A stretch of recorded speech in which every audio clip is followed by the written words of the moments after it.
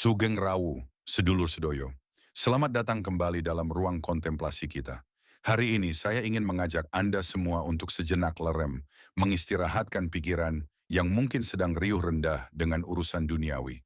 Seringkali kita merasa begitu lelah, bukan karena pekerjaan fisik kita, melainkan karena kita terus-menerus terbelenggu oleh narasi yang kita ciptakan sendiri di dalam kepala. Menemukan jati diri di balik pikiran. Kita sering mengira bahwa diri kita adalah pikiran kita, masalah kita, atau sejarah hidup kita. Namun mari kita coba sebuah eksperimen kecil. Bayangkan sejenak Anda tidak memiliki masa lalu untuk diingat dan tidak ada masa depan untuk dikhawatirkan. Bayangkan Anda hanya ada di sini, saat ini, tanpa nama, tanpa alamat email, dan tanpa daftar masalah yang harus diselesaikan.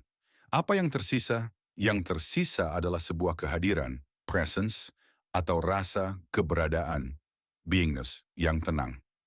Dalam tradisi Jawa, kita mengenalnya dengan sikap eling, sebuah kesadaran murni yang melampaui hiruk-pikuk ego. Inilah jati diri Anda yang paling dalam, sebuah aku yang lebih sejati daripada sekadar memori atau identitas sosial Anda. Kehidupan bukan untuk diselesaikan, tapi untuk membangkitkan. Mungkin Anda berpikir, saya akan tenang setelah masalah saya selesai. Namun kenyataannya, hidup memang tidak dirancang untuk bebas dari tantangan. Jika satu masalah selesai, dua atau tiga masalah lain akan muncul di belakangnya. Tantangan-tantangan ini bukan hadir untuk menyiksa kita, melainkan untuk membangkitkan kesadaran kita. Secara spiritual, hal ini selaras dengan konsep fitrah dalam Islam. Sebuah keadaan suci di mana kita menyadari keterhubungan kita dengan Sang Khalik.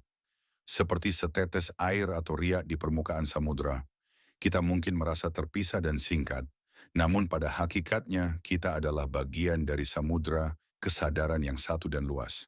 Ketika kita mampu diam dan tenang, be still, disitulah kita menemukan sumber kebijaksanaan yang sesungguhnya. Kebijaksanaan di balik keheningan, perspektif ilmiah. Kebijaksanaan ini berbeda dengan kecerdasan intelektual atau IQ. Kebijaksanaan lahir dari kemampuan untuk tetap diam dan menyadari eksistensi diri yang murni. Secara ilmiah, kondisi menjadi being ini berkaitan erat dengan penurunan aktivitas pada default mode network DMN di otak kita. Bukti dukung karya ilmiah, informasi eksternal.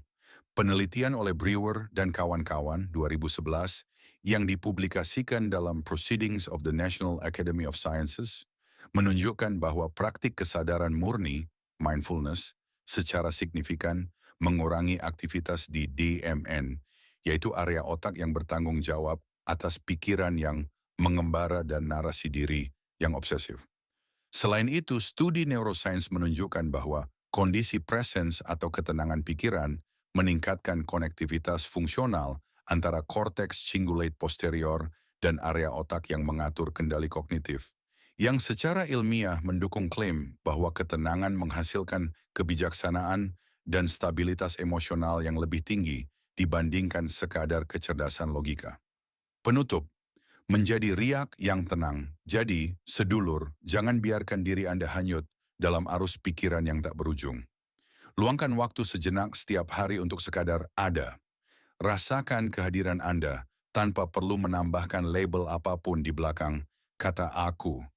Ingatlah pesan luhur, be still and know. Diamlah dan kenalilah. Sebab dalam keheningan itulah Anda akan menemukan kekuatan yang tak terbatas dan kedamaian yang melampaui segala pemahaman manusia. Matur nuwun, semoga kita selalu dalam lindungannya dan terus bertumbuh dalam kesadaran.